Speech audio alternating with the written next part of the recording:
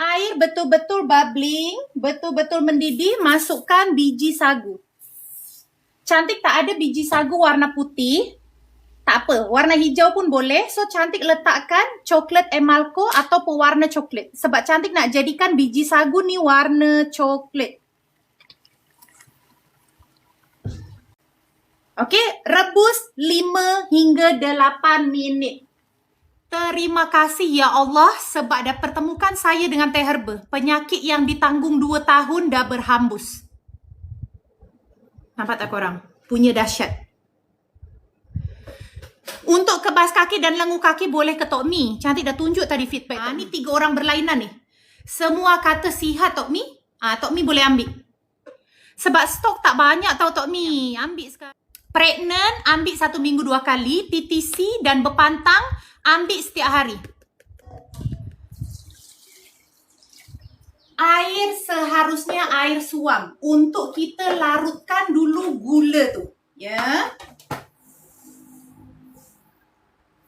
Ke garam.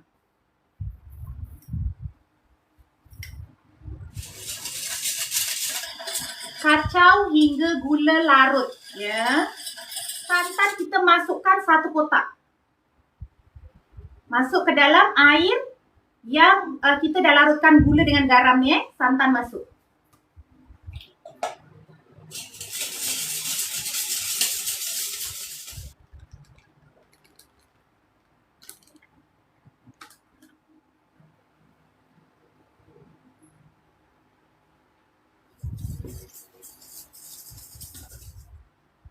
Untuk warna coklat, Cantik letak coklat Emalco, bukan pewarna coklat sahaja. So, bila korang makan kuih lapis tu, akan ada rasa coklat.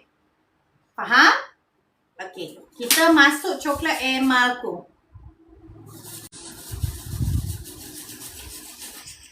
Pewarna putih. Masuk dalam ni.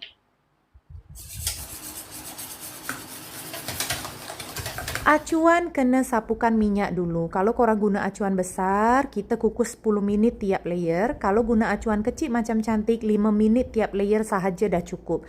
Layer pertama Cantik letak coklat. Layer kedua Cantik letak putih yang kita dah letak biji sagu. So coklat ni korang boleh tukar kepada warna apapun yang korang nak.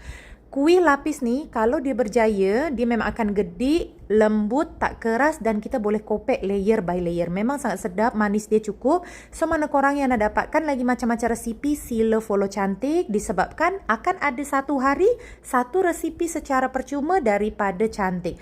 Okey, so macam